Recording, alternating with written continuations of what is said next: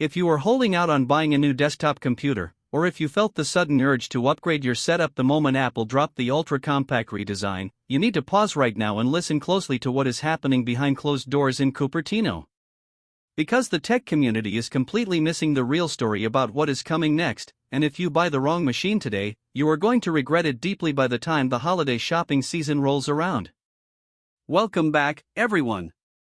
Today, we are diving straight into the deep end of the supply chain, leaking roadmaps, and insider briefings to decode the absolute truth about the upcoming Mac Mini M5 and M5 Pro. Now, Apple has a habit of completely upending the industry when least expected. Just when everyone thinks they have figured out the desktop space, whispers from component manufacturers, internal codename identifiers, and deep-dive supply chain reports have mapped out a trajectory for Apple's smallest desktop that changes everything. We are going to break down the exact performance leaps, the structural shifts in memory and storage baselines, the brutal reality of global component shortages, and why this specific machine is shaping up to be the most disruptive piece of hardware Apple has engineered in years. If you want to know whether you should clear your desk for the M5 generation or keep your current rig running, stick around, because every single detail matters. Let's start with the elephant in the room, the timeline. For months, tech channels across YouTube and major publication desks were entirely convinced that Apple was going to pull the curtain back on the M5 Mac Mini during their mid-year developer events. The internet was flooded with speculation. Analysts pointed to historical cadences, supply chain footprints, and the natural progression of Apple silicon. But as we watched those calendar dates come and go without a peep from Tim Cook or a surprise press release on the Apple newsroom, a wave of confusion hit the market. Was the project shelved? Did Apple hit a wall? The answer is far more complex, and it involves a massive bottleneck happening at the semiconductor manufacturing level. According to deep dive reports from industry insiders like Bloomberg's Mark Gurman, the delay isn't a sign of failure, it is a symptom of high-end manufacturing constraints, aggressively shifting priorities, and a massive surge in global demand for advanced on-device AI processing components. Apple is currently juggling an extraordinarily aggressive rollout schedule across its entire ecosystem.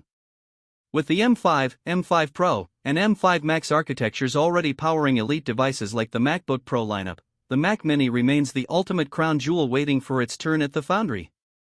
And let me tell you why the wait is entirely justified. When Apple introduced the radical 5x5-inch form factor overhaul, they proved that desktop computing no longer requires a massive tower or an imposing metal box to deliver powerhouse performance. They took the industry standard, shrank the footprint down to something that could practically fit in the palm of your hand, and jammed desktop-class silicon inside it. But the M4 generation was just a stepping stone, a proof of concept for a microdesktop layout. The M5 generation is where that architecture reaches absolute maturity. Let's talk about what is hiding under the hood of this upcoming machine, because the performance metrics leaking out of developer logs are nothing short of staggering. We are looking at a dual-tier strategy featuring base configurations equipped with next-generation chips alongside powerhouse variants carrying the M5 Pro architecture. Now, think about what the M5 architecture brings to the table. Apple has completely re-engineered the core layout, introducing custom silicon optimized specifically for hyper-threaded, multi-threaded professional workflows and heavy on-device machine learning tasks. We are talking about neural accelerators baked directly into every single GPU core. Why does that matter to you? Because if you are editing high bitrate 8K video timelines, rendering complex 3D scenes in real time, compiling millions of lines of code, or running local large language models entirely offline, the jump from the M4 generation to the M5 series is going to feel like a generational quantum leap. Early telemetry data indicates that localized LLM prompt processing speeds and deep learning inference tasks on these new architectures are scaling up by massive multipliers compared to older machines. You aren't just buying a faster computer, you are buying a dedicated local AI workstation that processes sensitive data entirely on-device without ever touching a cloud server. But performance means nothing if the system is choked by tight memory lanes and small storage pools. This is where things get genuinely fascinating, because Apple's hand is being forced by the realities of the modern software landscape. With modern operating systems and heavy creative suites demanding more headroom than ever before, the baseline specs are undergoing a permanent evolution. Remember when Apple finally bumped the base memory of the Mac Mini to 16 GB? That baseline was a turning point. For the M5 and upcoming iterations, industry trackers note that 16 GB of unified memory will act strictly as the absolute floor for entry-level models, while the M5 Pro configurations are heavily rumored to start at a robust 24 GB, scaling up smoothly to handle heavy professional multi-app workflows without breaking a sweat. Storage is getting an identical overhaul. Apple quietly pulled the plug on their older, cramped 256 GB entry tiers across several product lines, shifting the industry standard upward. When you look at the trajectory of component distribution, a faster 512 GB solid-state drive is projected to become the standard baseline for the next generation desktop. And we aren't just talking about capacity, we are talking about raw throughput. The storage controllers paired with the M5 architecture are built to push data across the bus at blistering speeds, cutting file transfer times in half and eliminating the stutter when moving massive project libraries across your workspace. Now, let's address the exterior design, because this is where a lot of internet commentators get it completely wrong. If you are expecting Apple to throw out the playbook and redesign the chassis all over again, you are setting yourself up for disappointment. The 5x5-inch form factor introduced recently was an engineering marvel. It utilized a highly efficient thermal architecture, moving air vertically and exhausting it through a cleverly designed baseplate. Apple spent an immense amount of capital and engineering hours perfecting that thermal envelope. They aren't going to scrap it a year later. The chassis footprint is staying compact, clean, and minimalist. Instead, all of the real estate changes are happening on the input-output panel and inside the wireless modules.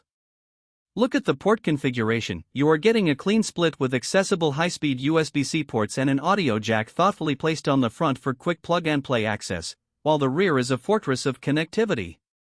Thunderbolt 4 on the standard models and blistering Thunderbolt 5 connectivity on the M5 Pro variants will allow power users to daisy-chain multiple high-resolution displays, hook up external high-speed RAID arrays, and transfer data at speeds up to 120 gigabits per second.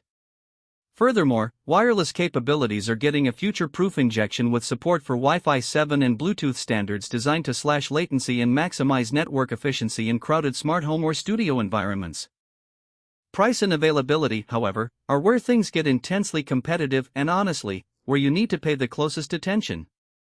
The consumer electronics market is navigating a turbulent landscape.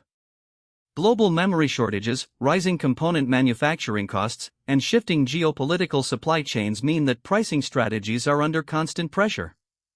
There is continuous chatter across financial desks that baseline prices might see minor adjustments upward as Apple completely phases out lower storage tiers and packs more native hardware capability into the base configuration.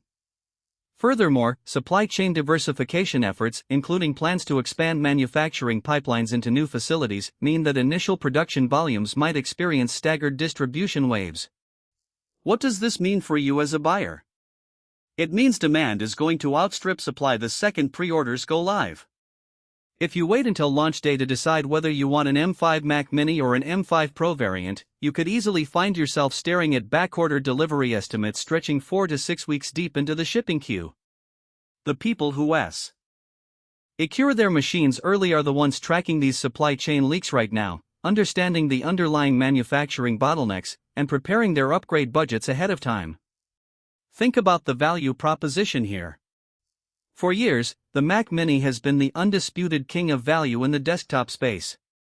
It punches way above its weight class, humiliating bulky custom-built desktop towers that consume 5 times the desk space and scream like jet engines under load. The M5 generation takes that silent, ice-cold, power-efficient philosophy and supercharges it with advanced neural processing and graphics architecture that bridges the gap between consumer convenience and hardcore professional utility. Whether you are a creator cutting 4K video in a home studio, a software developer compiling massive codebases, a financial trader managing sprawling multi-monitor setups, or just an everyday power user who wants a buttery-smooth desktop experience that will remain lightning-fast for the next 7 years, this upcoming machine is shaping up to be an absolute mandatory purchase. Apple is setting the stage for a massive ecosystem shift, and the M5 Mac Mini is the anchor piece of that puzzle.